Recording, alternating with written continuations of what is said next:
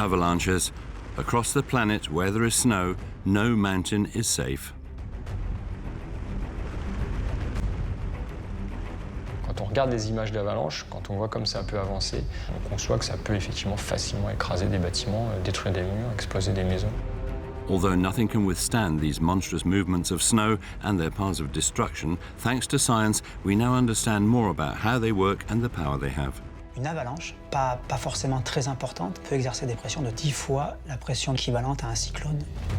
Depending on the type of snow they're composed of, the weather and the slope, avalanches can form an enormous cloud of powder that reaches an incredible speed of over 300 kilometers an hour, the speed of a high-speed train. When it is humid, they are slower, but they still exert a force that nothing can withstand. C'est comme si sur une table qui fait 1 mètre par 1 mètre, vous mettiez 20 éléphants les uns sur les autres. Faced with these natural disasters, researchers and rescue workers are putting measures in place to predict and limit the impact of avalanches. Scientists have made incredible and surprising discoveries. Forests don't slow down avalanches, rather they make them more destructive.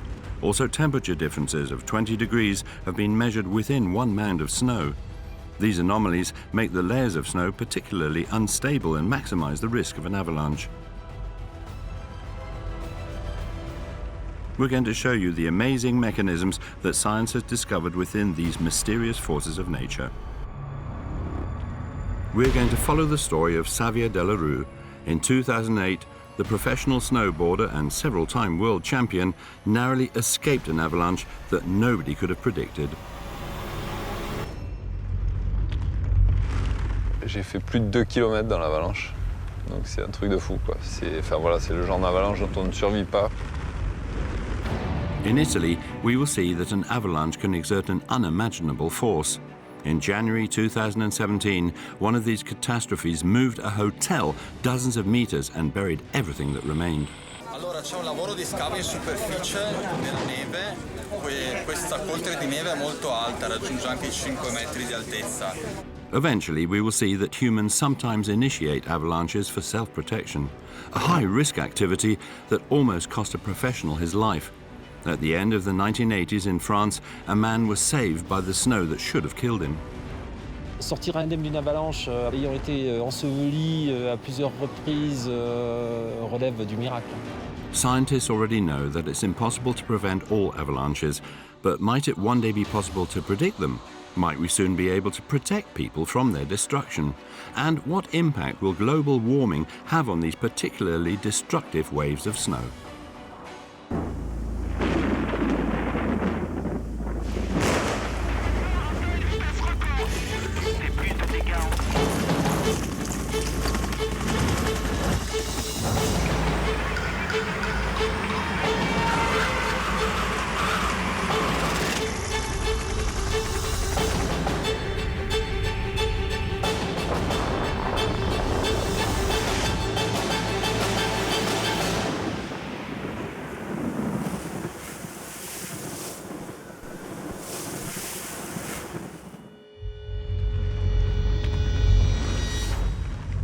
A muffled sound from the mountain, the ground begins to shake.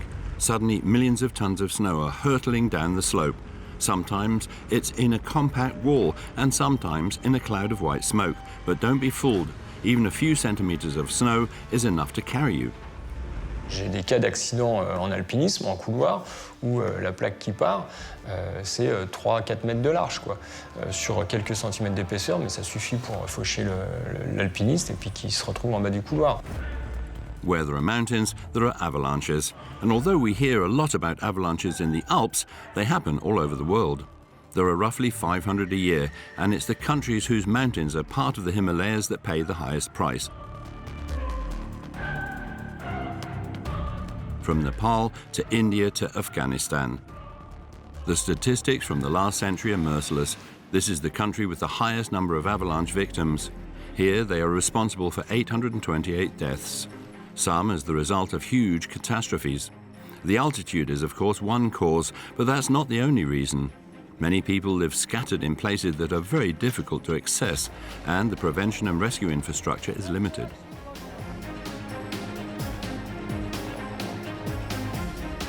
The second most affected mountain range is in Europe.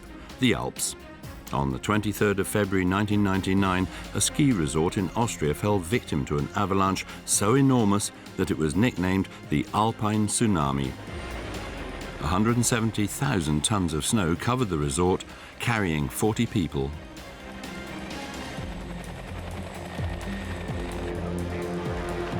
In France, avalanches are responsible for an average of 30 deaths per year.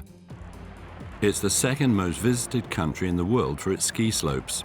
Unfortunately, accidents do happen, but researchers are working to ensure that previous catastrophes aren't repeated. Today, thanks to science, specialists know a lot more about this catastrophic phenomenon and what triggers it. But what is an avalanche exactly? Une avalanche de neige, c'est l'écoulement d'une masse de neige le long d'une pente. Le facteur principal, c'est la gravité, il faut une pente et de la neige. The main ingredient, of course, is the snow that forms in the clouds when they reach a certain altitude and state of solidity. A phenomenon well known to scientists that unfolds in stages. Firstly, there are the clouds.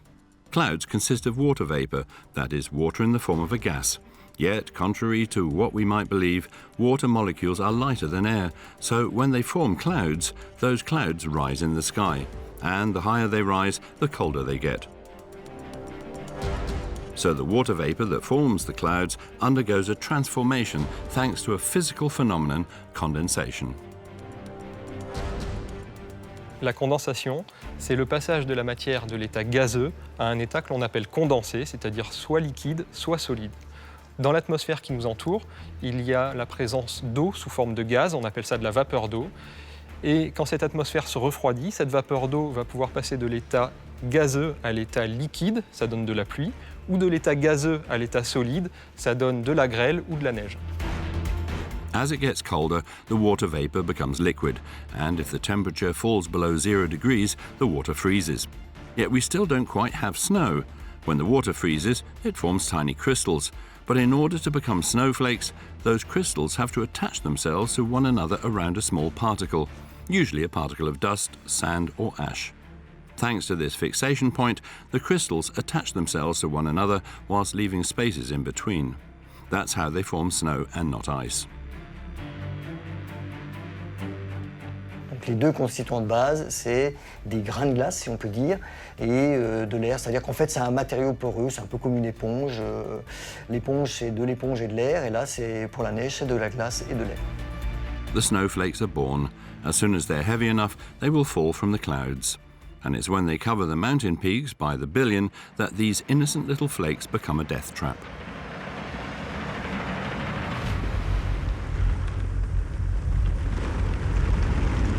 It's on the mountain peaks where there is the most snow, but in high altitude we're closer to the sun than to sea level. How can this be explained? The answer is surprising. It's not the sun that warms the air, or at least not directly. Les rayons du soleil ne réchauffent pas l'air, mais réchauffent le sol, et c'est après le sol qui réchauffe l'air. The sun's rays have to bounce off the ground to heat the atmosphere. So the further from the ground you are, the colder it gets. This explains the average temperature at the Everest summit. It's minus 42 degrees centigrade at 8,848 meters. That's why there's a lot of snow on the mountains. There's also another characteristic of mountains that makes them a breeding ground for avalanches: steep slopes. À partir donc de 30 degrés, 28-30 degrés, là, il faut être particulièrement vigilant. According to research, the majority of avalanches are triggered on slopes between 30 and 45 degrees. And it's this kind of terrain that's particularly attractive to free riders who prefer slopes that are off the beaten track. Le gros en fait de l'accidentologie concerne les skieurs de randonnée, donc la randonnée à ski, et les skieurs hors piste, alors skieurs ou snowboarders. C'est plus de 80% des accidents d'avalanche. And it was when he was far off-piste that champion Xavier Delarue fell victim to an avalanche that he triggered on the 29th of March 2008. J'ai vu autour de moi tout le manteau neigeux qui a commencé à se fissurer. Donc en gros, partout où je regardais, je voyais tout qui partait en gros morceaux. Je me suis dit, waouh, là je suis vraiment dans la mouise. The avalanche that carried Xavier was several hundred meters wide and traveled 2 kilometers. That's at least 20,000 tons of snow, 2 times the weight of the Eiffel Tower. It's a miracle that Xavier is alive today. C'est un truc de fou, quoi. Enfin, voilà, c'est le genre d'avalanche dont on ne survit pas. So how does a harmless snowflake falling from the sky turn into a cold murderer? Well, it all depends on what happens when the snow accumulates on the ground, forming what scientists call the snowpack. Le manteau neigeux, ce sont les différentes couches de neige qui vont s'accumuler tout au long de l'hiver. Il va neiger, ça va former une première couche de neige et tout au long de l'hiver, ça va continuer et la couche de neige qui est déposée au sol va s'épaissir. With each snowfall, a new layer is formed. The snowpack is effectively a millefeuille, comprised of layers of different types of snow, and it's this difference that causes the avalanche. But why are the types of snow different? On pourrait se dire, la glace c'est dur, ça ne va pas bouger s'il fait pas en dessous de 0 degré, s'il fait froid. Mais en fait, pas du tout. Ces cristaux ils vont constamment se transformer durant tout l'hiver. The first cause for the changes to the crystals is the wind. This carries off the very light snowflakes and breaks them into small grains. Then comes the second cause, the temperature in the snowpack. It's this that determines whether the snow will become a layer that poses no danger to the skiers or whether it will become the foundation for a terrible avalanche.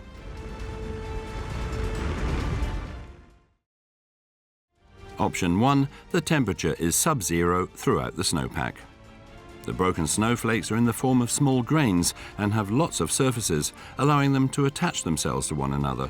On va vers ce qu'on appelle des grains fins, des tout petits grains qui sont soudés les uns aux autres. C'est de la neige sèche, il n'y a pas d'eau liquide et il y a un petit pont de glace qui se forme entre les deux grains. Et donc on a un manteau neigeux avec une structure plutôt solide. The grains that have been rounded by the breaking force knit themselves together until a tight layer is formed. The risk of an avalanche has been reduced. Option 2. The temperature between the bottom and the top of the snowpack is very different, because contrary to what we might think, it's warmer underneath the snow than above it. La neige, on le sait également, est un matériau isolant. Quand on se perd en montagne, qu'est-ce qu'il faut faire? On fait un igloo pour se protéger et pour pouvoir se réchauffer. Et bien là, il va se passer la même chose. The insulating quality of the snow and also the heat coming from the center of the earth keeps the lowest layers of snow warm. On the other hand, the snow at the surface can get to minus 20 degrees during the night or if there's wind, because there is nothing protecting it from the cold. La neige qui est à la surface, en fait, elle rayonne énormément. Elle perd beaucoup d'énergie. C'est comme si vous sortiez sans vêtements ou en t-shirt en plein hiver. Vous sentez que vous perdez toutes vos calories. Et là, c'est pareil, la neige qui est en surface, elle perd toutes ses calories. 0 to 1 degrees at the bottom, minus 20 degrees at the surface. This wide range in temperature is what causes a change in the water molecules that make up the snow. It's what the physicists call sublimation. Alors le processus de sublimation, c'est simplement l'évaporation des molécules d'H2O, d'eau, mais qui sont sous forme de glace. C'est-à-dire c'est la glace qui s'évapore et qui devient vapeur d'eau. Because of the heat of the Earth, the water molecules in the deepest snow move from a solid state to a gaseous state, water vapor, without going through the liquid phase. This vapor rises, and because the snow on top is a lot colder, the vapor refreezes, condenses, and settles on the grains of snow that are already there. Le grain au-dessus va grossir sous forme pyramidale, et deux grains de ce type-là ne sont jamais solidarisés entre eux. Il n'y a pas de petits ponts de glace, et donc ça fait comme des petites billes, et c'est un manteau neigeux très instable. When there is a difference in temperature, the grains at the top of the layer get bigger. There are therefore fewer of them, and the fewer there are, the fewer points of contact are available. Scientists refer to the biggest ones as depth hoar crystals, and they are particularly dangerous. Si on prend une couche de neige de gobelet, on essaye d'en faire une boule de neige, ça ne marche pas. Et donc du coup, quand ils neigent par-dessus, comme ils ne se tiennent déjà pas entre eux, ils n'arrivent pas non plus à tenir la neige qui va les surcharger. Et donc c'est eux qui font le rôle de couche fragile, le rôle de roulement à billes, si on veut. The required conditions for an avalanche have been fulfilled. The snow layer has become very fragile. All it takes is a new layer to settle on top and the trap is ready to close. And that's exactly what happened to Xavier Delarue. It was in the Alps that the snowboarder nearly lost his life at the beginning of 2008. It happened more precisely in Switzerland, around 50 kilometers to the northeast of Mont Blanc, on the north face of a summit called Shatter. On avait fait une première journée où tout s'était quand même super bien passé. On a eu des conditions stables, on n'avait rien qui avait bougé. C'était plutôt idéal. In the early afternoon, the weather was lovely. The sun was beaming over the summit of the snowy peak. Xavier got ready to ride off-piste, far from the beaten track. It's normal for him, it's his job. A whole team rallied around him for the event. L'hélicoptère est là, il est équipé, il a tout ce qu'il faut. Dans le contexte, il y a tout ce qu'il faut si jamais il y a un accident. Mais bon, ça n'empêchera pas l'avalanche de partir. Exhilarated as he was by the good conditions, Xavier was about to make a monumental error. J'ai vu cette pente sur le côté qui avait une belle lumière qui me paraissait bien. Et je me suis dit, allez, il faut qu'on aille faire cette dernière vite fait. Elle est facile, donc pas besoin de prendre notre procédure pour l'analyser, etc. On y va. Yet to specialists, the way the snow was resting on the peak suggested that there had been a lot of wind. And wind is one of the Avalanche's best friends. Le transport de vent, c'est quelque chose d'extraordinaire qui, en quelques heures, peut vous changer complètement la physionomie d'un terrain. The top layer of snow transformed into a layer that had no cohesion, a real rolling carpet made up of millions of tiny beads. If a new, denser layer was to form on top, an avalanche could be triggered at any moment. And usually, it's the wind that is responsible for forming this new layer. C'est-à-dire que le vent a une capacité, à partir d'une certaine vitesse, en fonction du type de neige, du type de grain de neige, à transporter une grosse quantité de neige et la redistribuer, la porter sur une zone particulière. Le vent peut très bien doubler, tripler la quantité de neige sur une zone de départ particulière par rapport à la chute de neige initiale. Wind can easily cause a huge quantity of snow to build up, but that's not all. It also changes the snowflakes, breaking them into small grains. The stronger the wind, the smaller the grains become. As scientists have determined, the smaller the grains, the more they will knit together. The new layer will therefore have stronger cohesion and form a slab. If the cohesion is very strong, you have what scientists call a wind slab. In an avalanche, these are easily identifiable because they move in blocks. With a medium cohesion level, it is a soft slab. These are perhaps the most dangerous for skiers because they are unidentifiable until they move. Le problème des plaques friables, c'est qu'on ne peut pas les détecter. Parce que les plaques friables, ça a l'apparence de poudreuse, mais ça se comporte comme une plaque parce qu'il y a quand même de la cohésion suffisante pour que s'il y a un effondrement de la couche phréatique qui est en dessous et qu'elle s'est propagée, eh ben, il y ait une masse de neige suffisamment étendue horizontalement pour que ça soit non pas ponctuellement quelques mètres carrés qui partent en avalanche, mais plusieurs dizaines, voire plusieurs centaines de mètres carrés. This is exactly what happened to the snowboarder.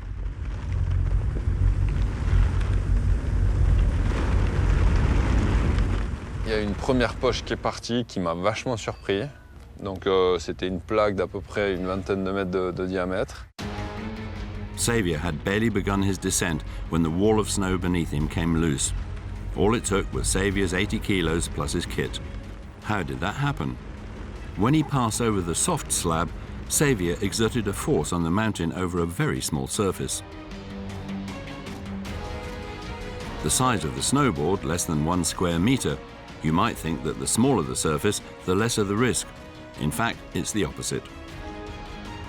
Le poids d'un skieur, ponctuellement, sur une surface faible, peut déclencher une avalanche, alors qu'une chute de neige importante sur toute une surface ne va pas déclencher l'avalanche. Au même endroit, le skieur va la déclencher. C'est une histoire de contrainte, en fait. C'est qu'il va exercer une force équivalente, mais sur une surface beaucoup plus réduite.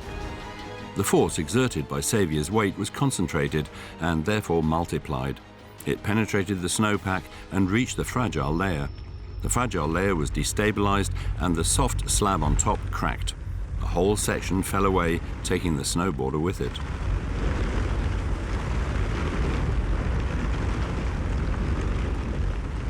Soudainement, la plaque, elle n'a plus son accroche dessous elle. Donc qu'est-ce qui se passe? Eh ben, elle essaye de s'accrocher autour d'elle, donc ancrage aux ancrages latéraux, et à la neige qui est au-dessus. Donc elle va tirer très fort sur le reste du manteau neigeux. Cette traction va devenir trop forte pour la neige qui est tout en haut, et une rupture va se produire à l'endroit le plus faible. Et cette rupture locale, un peu comme une fermeture éclair que vous ouvrez, eh ben, elle va se propager. The slab came loose. It didn't look enormous, less than 20 square meters. As an extreme mountain sports professional, Xavier wasn't worried at first. He felt he could outrun the falling snow. But that would be quite a mean feat. Soft packs are composed of snow that is quite light, so they slide very quickly. Quand même une petite plaque part, c'est quand même déjà du poids. C'est de la vitesse, ça va très vite. Hein. Une avalanche de plaques, vous pouvez avoir des vitesses de l'ordre de 200 km/h. Thankfully, the small plaque, composed as it was of humid snow, went a lot slower. But suddenly, another enormous slab came loose. Everything started to move. Toute cette pente du haut, donc, qui a quand même amassé pas mal de neige tout au long de la pente, est arrivée sur la pente du bas et a mis énormément de pression et a déclenché toute la pente. The second slab spanned the width of the slope. Nothing could resist it. This slab wasn't triggered directly by Xavier, but by the first slab. Vous avez une espèce d'enchaînement en cascade. Chaque petite avalanche ou moyenne avalanche, par la surcharge qu'elle crée quand elle se met en mouvement, va faire un effondrement qui va en déclencher une autre, dont l'écoulement va lui-même faire une surcharge qui va en déclencher une autre à côté, etc. As often happens, there wasn't one but several avalanches at the same time. For Xavier, there was no way out. The snowboarder disappeared out of the video, buried in a flurry of snow. Quand on imagine, quand on se fait prendre par des vagues à l'océan, quand on prend une grosse vague, on voit ce que ça fait. Là, il faut imaginer, c'est 2, 3, 10 vagues à la suite, hein, dans un grand toboggan parfois. Et je me rappelle de me faire vraiment secouer comme une puce. Un coup, 2 coups, 3 coups. Après, je suis tombé inconscient. The avalanche was enormous. It traveled more than 2 kilometers. La cassure faisait plus de 100 mètres de large sur 2 mètres de haut. Donc, c'est des quantités de neige invraisemblables. For the team in the helicopter, it was impossible to distinguish anything among the millions of tons of snow that had been dislodged across such a large surface. It was a miracle that Xavier was found alive at the bottom of the slope. J'ai fini dans une vallée en bas où toute la neige s'accumule, où normalement on finit sous des mètres et des mètres de neige et jamais on vous retrouve jusqu'au printemps. It was whilst coming down the slope that a skier from the team found Xavier lodged in the snow, almost unharmed. Normally, avalanches bury you bit by bit. This is nearly always the case for skiers, and the risk is even greater for snowboarders. Le pire, c'est de se retrouver en snowboard dans une avalanche. Du moment où la neige, vous êtes chopé par la neige va appuyer sur le snow et ça fait encre. Comme on dit, ça fait encre, ça a tendance à vous tirer vers le fond. During an avalanche, the snow puts pressure on all possible surfaces, and the surface of a snowboard is much larger than that of a pair of skis. Specialists reckon that the pressure exerted can be up to 3 tons, as if a full minivan were to push down on the board. So why was Xavier not pulled down into the snow? Thanks to a special rucksack, an airbag rucksack. Lorsqu'on est pris dans une avalanche, c'est un sac à dos dans lequel on a une réserve d'air avec des coussins qui, lorsqu'on actionne cette réserve d'air, ce sont des coussins qui se gonflent et qui vous permettent d'être maintenus en surface. Being full of air, the airbag rucksack stops the victim from sinking down into the snow. To help you understand, here's an example of an accident survived by ski freeriding champion Aima Navarro. When a whole wall of snow came loose in one enormous slab, Aima tried to ski on the moving snow. Ya llegó un momento que había un cliff de 2 o 3 metros, que entonces ya es cuando toda la avalancha por detrás me cogió y ya me empezó a revolcar. Like Xavier, Aima disappeared into the clouds of snow suspended in the air, but he managed to stay at the surface and was found a few minutes later. The inflatable bag is there for good reason, but specialists agree that even equipped with this technology, Xavier was incredibly lucky. Sortir indemne d'une avalanche, avoir été emporté sur un long trajet, ayant été enseveli à plusieurs reprises, relève du miracle. Xavier was indeed very lucky to survive such a huge avalanche. However, contrary to popular belief, it's not the quantity of snow that makes an avalanche likely. In fact, it's the opposite when it comes to the thickness of the snowpack. Because if you remember, for an avalanche to be triggered, there must be a big difference in temperature between the top and bottom layers of snow. Si vous avez 10 degrés de différence de température entre la surface et la base avec un manteau neigeux de 2 mètres, bon, ça ne fait pas une grosse variation quand vous descendez. Par contre, si ces 10 degrés de différence, vous les avez sur 50 cm, vous réalisez que ça fait une grosse différence. La température varie fortement dès que vous descendez un petit peu dans le manteau neigeux. This big difference accentuates the instability of the snowpack. But for an avalanche to start, it needs to be triggered. And it's nearly always a human that does this. Nous avons des avalanches de plaques, et là c'est 90% donc qui est fait par un déclenchement qui est fait par l'homme. Only 10% of avalanches are triggered by natural causes, and most of the time in places where people aren't affected. However, these natural occurrences can take victims too. On the 23rd of September 2012 in Nepal, 6,800 meters high and in the middle of the night, a huge avalanche descended on a mountaineering camp. It's like an earthquake, it's like a tsunami, it's an avalanche, and especially an avalanche in the Himalaya. It's the biggest thing you've ever seen, you know. 9 died, including 4 French people. More recently in Italy, and more precisely in the Apennines mountain range in the Abruzzo region, a huge avalanche hit. It was on the 18th of January 2017. The death toll was high. 29 dead, all trapped in a hotel that was completely buried and partly flattened. Gran parte della struttura era crollata e soprattutto la parte a monte, quindi la zona notte, la cucina, la hall, le legnaie erano interamente sepolte dalla neve e avevano ceduto quindi strutturalmente. The avalanche was so violent that the building was carried dozens of meters. So what exactly happened? The inquiry is still ongoing, but science has given us some answers as to why the shock was so powerful. First of all, there's the context. In the second half of January, the region was completely covered in snow. Between 1 and 1.5 meters of snow fell in just 24 hours. Donc c'est des chutes de neige importantes, mais pas forcément extrêmes pour la région. Another essential ingredient for an avalanche, the slope. The avalanche started near to the summit of Mount Ciela, with a slope of between 30 and 35 degrees. After this gradient, the risk of an avalanche is high, but that still doesn't explain why the avalanche was triggered. Scientists are wondering, what triggered the avalanche? Il y a beaucoup de questions en débat autour de cette avalanche et son mode de déclenchement, parce qu'au moment où s'est produit l'avalanche, on était dans une période de forte activité sismique. On the same day, a 5.7 magnitude earthquake shook most of Italy.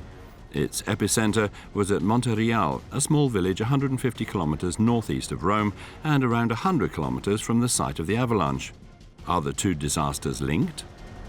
Il existe déjà des travaux de recherche sur le déclenchement des avalanches par les tremblements de terre. Je dirais que un pays comme le Japon est soumis à ce problème. It might just be an unsettling coincidence, and there's one factor that suggests that's all it is. The factor is timing. The earthquake took place shortly before midday and the avalanche at 5 p.m. This time lapse doesn't correspond with scientific knowledge. Tous les modèles de déclenchement des avalanches sont indépendants du temps. Il n'y a pas d'effet du temps. C'est-à-dire qu'on suppose que quand la surcharge arrive, c'est instantané. L'avalanche part tout de suite.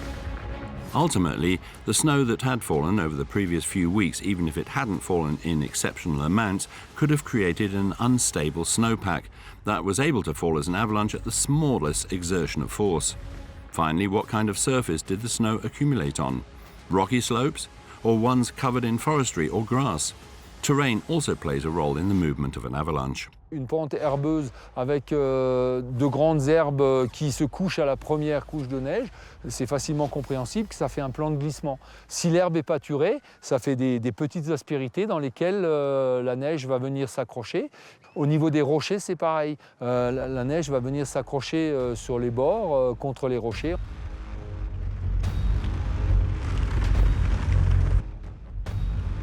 So there you have the different theories as to the causes of the Italian avalanche of January 2017. We remain uncertain as to how a natural disaster of this kind was powerful enough to carry a hotel for several dozens of meters. In order to answer this question, scientists are investigating the destructive capacity of the phenomenon. It's a question of physics. The damage that a building might undergo depends on the pressure with which the avalanche strikes its structure. The pressure might be enormous. Scientists measure it in kPa, kilopascal. 1 kPa equates to 100 kilos over 1 square meter. Even medium-sized avalanches are enormously powerful. Une avalanche, par exemple, pas forcément très importante, peut exercer des pressions de 30 kilopascal. Donc à peu près 10 fois la pression de 3 kilopascal qui est équivalente à un cyclone de 250 km/h. The pressure scale for an avalanche can be summarized as follows. An avalanche that exerts a pressure of 1 kilopascal can break a glass. One that exerts a pressure of 30 kilopascal can destroy a wooden structure. One that exerts a pressure of 100 kilopascal can uproot a large tree. And one that exerts a pressure of 1,000 kilopascal can destroy reinforced concrete. 1,000 kilopascals, that's almost 400 times the pressure of a cyclone. It seems huge, yet such a force has been recorded before in an avalanche. Il faut imaginer, c'est comme si sur une table qui fait 1 mètre par 1 mètre, vous mettiez 20 éléphants les uns sur les autres. So now we understand how an avalanche was able to move a building like the Italian hotel several dozens of meters. On the 18th of January 2017, all it took was a few seconds for the avalanche to destroy and bury the building. Questa coltre di neve è molto alta, raggiunge anche i 5 metri di altezza, e per cui bisogna inizialmente creare una sorta di, vogliamo chiamarla così, tromba dell'ascensore per capire le dimensioni. The pressure exerted on the Italian hotel was what scientists refer to as impact pressure, and it depends on two things: the speed at which the snow is traveling and its volumetric mass, i.e. its density. La masse volumique de la neige, c'est son poids. Sur 1 mètre cube de neige, on va peser la neige et on va donc connaître sa masse volumique.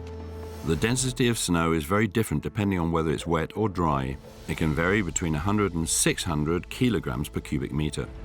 For a given level of damage, the faster the snow is traveling, the less it weighs, and it's on this point that scientists distinguish between different types of avalanche, elaborating on their hypotheses. The first type is an aerosol avalanche, which happens when dry snowflakes are suspended in the air. C'est comme un grand nuage qui se propagerait le long de la pente, qui va grossir en se propageant s'il y a suffisamment de neige. Particles of snow flying through the air might seem like nothing, but in fact it can be extremely dangerous.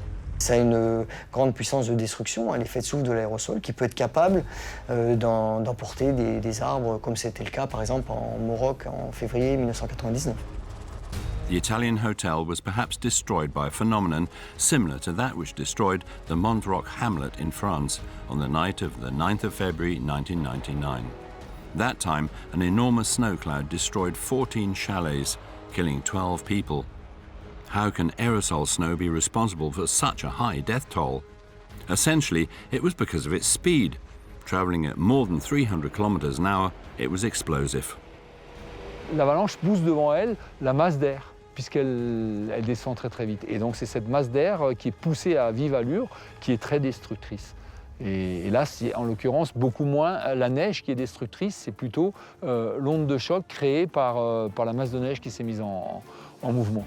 In the case of aerosols, the snow is very dry and weighs practically nothing. It's the displacement of air, the shock wave, that does the damage. Or rather, the almost instantaneous stop it comes to when it collides with a building. Une caractéristique de l'avalanche aérosol, c'est qu'elle va très vite. Donc quand elle va impacter un ouvrage, on va demander à l'avalanche tout d'un coup de passer de 300 km/h à 0 à l'impact avec l'ouvrage.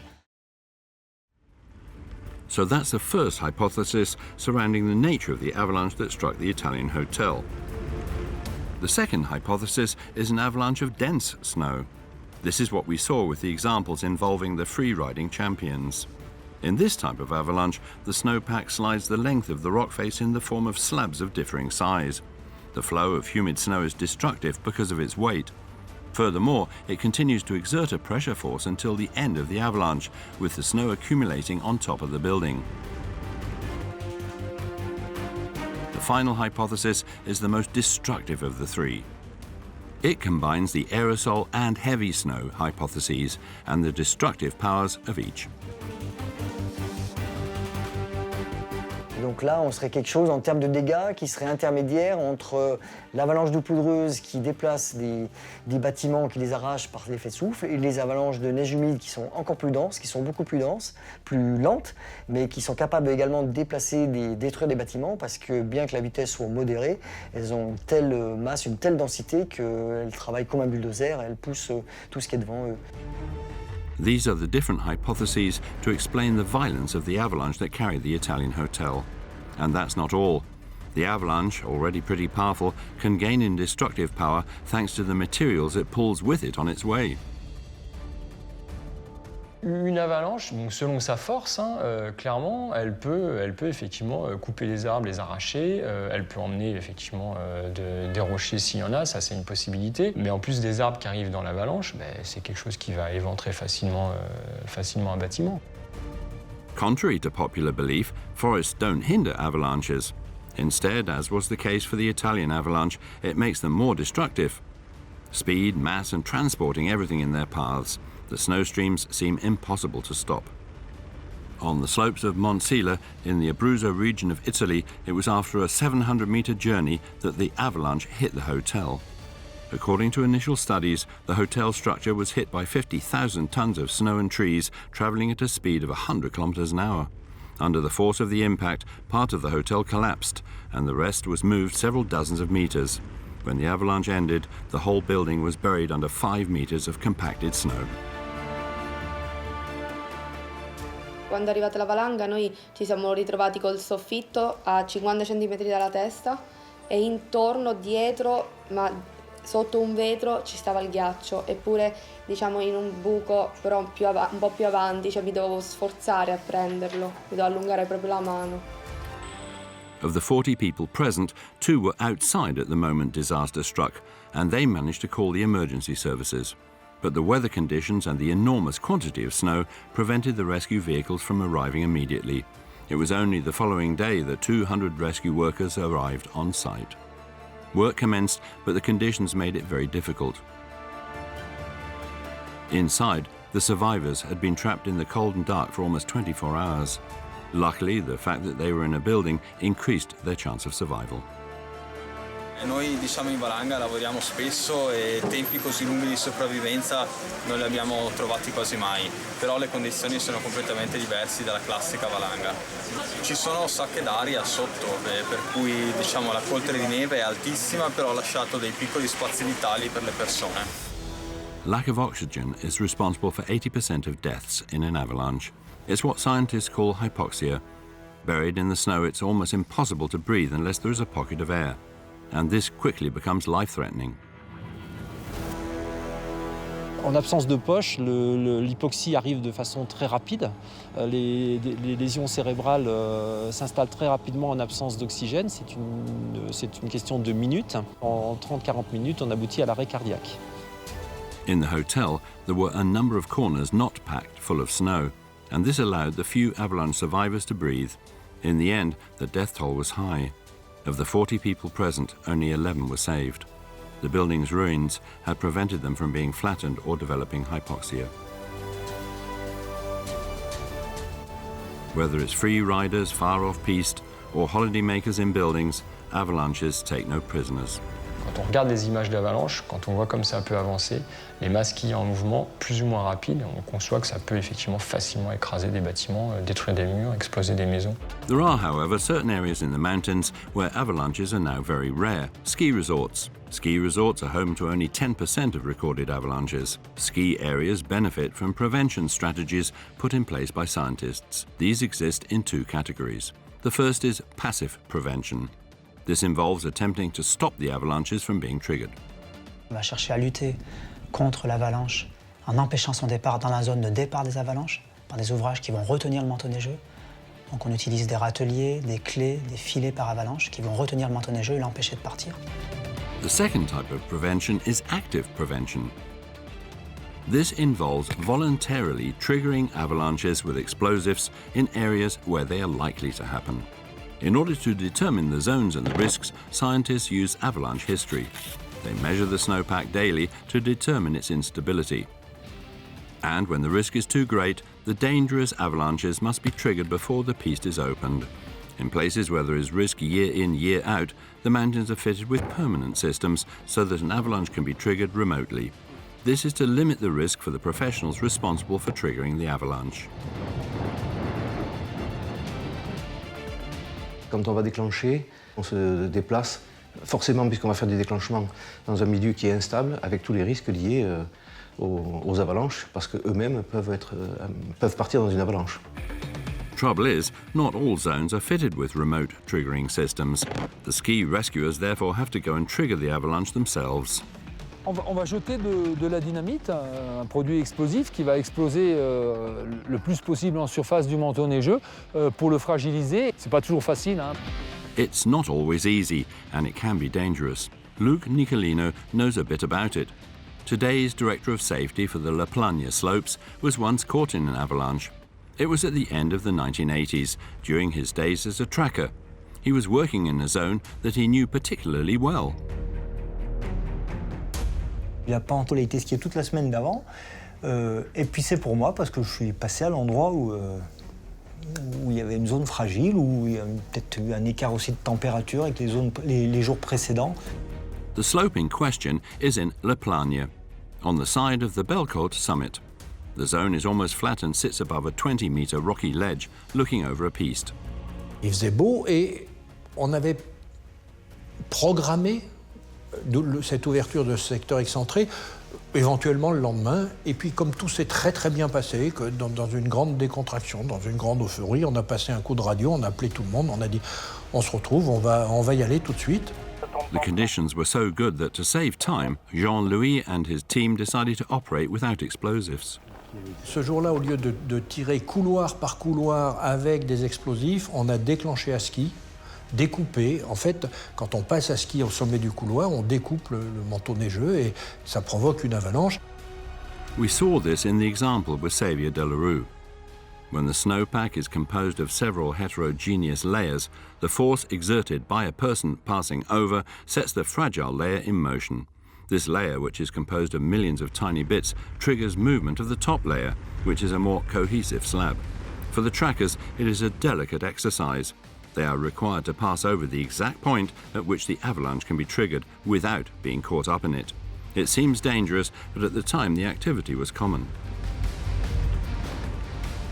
Il restait 2 côtés à traiter. Et on se voit parce que c'est une espèce de cirque. On se voit, moi j'étais de l'autre côté, je surveillais. On se surveille tout le temps comme ça, quand on fait ce genre de travail, on regarde ce qui arrive aux autres, ce qui arrive pas aux autres. Je m'arrête pour que mon collègue me rejoigne. Et tout d'un coup, je vois toute la pente se fendre au-dessus de moi, une centaine de mètres au-dessus de moi, sur toute la largeur. Et puis à un moment, eh bien, il y a tout qui part. Incredible, the avalanche didn't begin where Luke was standing, but above him. How is that possible? Essentially, it's because of the slab above the fragile layer. If the cohesion is great enough, it cannot crack where the skier is, i.e., where the pressure is greatest. Instead, it transmits this pressure in a wave. C'est-à-dire que le surpoids, la surcharge qu'on va mettre à un endroit, cette plaque cohésive, peut se propager jusqu'à un point où on va trouver une zone beaucoup plus fragile que la zone qu'on a sous nos pieds. Scientists call these zones extra fragile, and if they occur meters above a person, it's almost impossible to avoid an avalanche, as Luke was to find out. And the worst thing of all, just below Luke were a number of rocky ledges. Luc a donc été entraîné très vite dans ces petites barres rocheuses, passé sur un couloir, on aurait dit un gymnaste qui fait du tumbling. C'était la tête, les pieds, la tête, les pieds, la tête, les pieds. In these sorts of circumstances, avalanche victims rarely emerge alive, and if they do, they normally have extremely serious injuries. Les victimes des avalanches sont emportées par leur coulée, sautent des barres rocheuses, parcourent des grandes distances, sont littéralement malaxées dans ces coulées de neige. Il y a des phénomènes de compression par des gros blocs de glace. Luke's journey ended several hundred meters from where he started. Miraculously, his only injury was a sprain to the knee. So how did he survive being thrown 20 meters over a rocky ledge the height of a 7-story building? In fact, it was the deadly snow itself that saved him. La La neige étant un mélange de glace et d'air, eh ben, ça fait un bon amortisseur, un gros matelas donc qui amortit ce choc dans la pente une fois la barre rocheuse sautée. Snow is composed of air and water in solid form. That's what makes it springy, like a sponge. This material absorbs a lot of the impact. La décélération, pour passer de votre vitesse de chute, 100 km/h ou plus, à 0, comme elle se fait sur 1 mètre de distance, eh ben, ça fait une décélération moins forte et ça, le corps humain est capable de la supporter. Saved by the quantity of snow, Luke had several strokes of luck. At the end of the avalanche, he was only partly submerged. Quand on est pris dans l'avalanche, c'est un coup dessus, un coup dessous, et on ne sait plus très bien où on se situe. Et la grande chance de Luc, c'est qu'au moment de l'arrêt d'avalanche, eh ben, il avait la tête qui était à l'air libre. Of course, having your head above the surface of the snow allows you to breathe. But even in these conditions, injuries can be serious due to the pressure of the snow.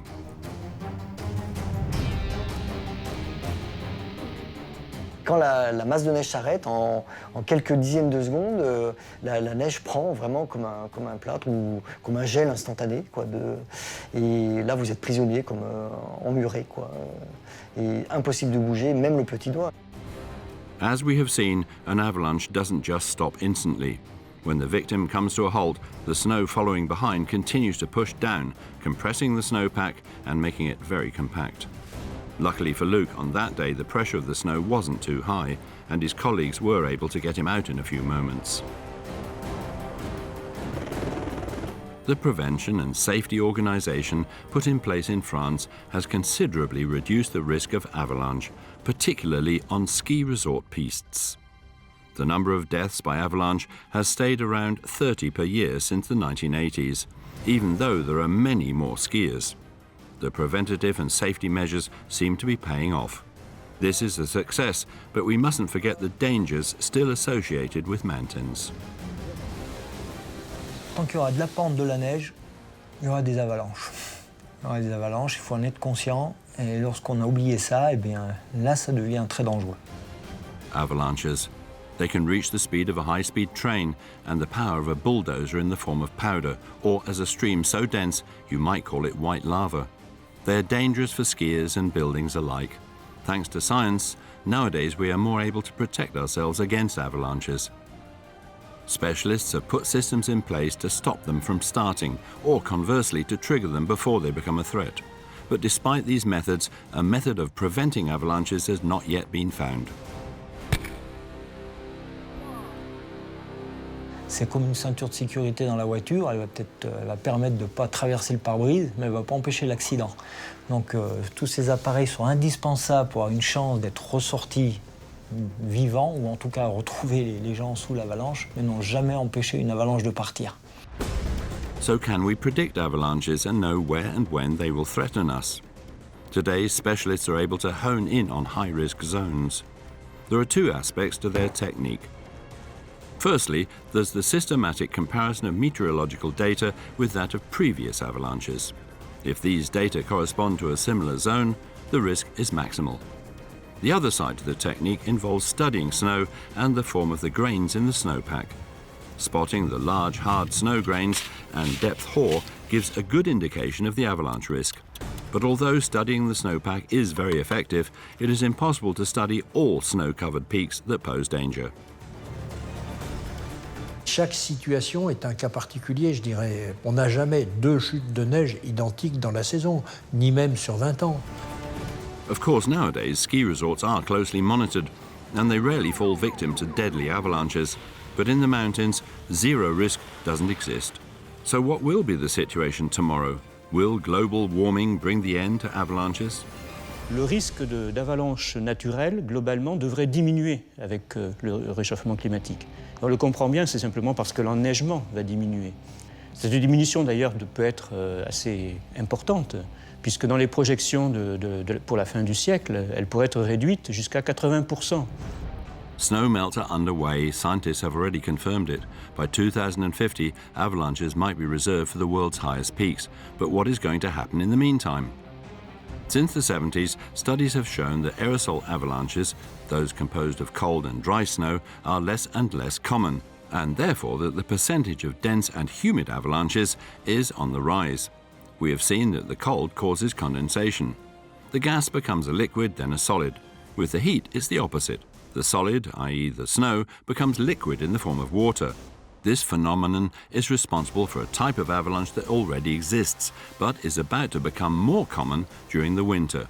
Spring avalanches. Cette eau, qu'est-ce qu'elle va faire? Elle va couler dans le manteau neigeux et en fonction des différentes couches qu'elle atteint, elle va déstabiliser ces différentes couches. Remember slab avalanches? When a fragile layer made up of millions of bead-like grains of snow moves the slab sitting on top of it? The difference with humid snow avalanches is that the water, which can penetrate right through to the ground, doesn't move just the slab, but the whole snowpack. These avalanches are very slow, extremely dense, and contain enormous volumes of snow. Et potentiellement, ça peut être des phénomènes dangereux puisque c'est une neige qui est plus lourde, donc qui potentiellement pourrait provoquer davantage de dégâts. In any case, scientists are sure that although a reduction in the amount of snow will over time limit the number of avalanches, this is not necessarily good news. This is mainly because of a little-known fact. The whiteness of the snow reflects the sun's rays, sending them back into space. Snow, therefore, helps to limit the warming of our planet. The less snow there is, the more the risk of global warming will increase. Perhaps it will even increase to the point that one day we will miss these forces of nature.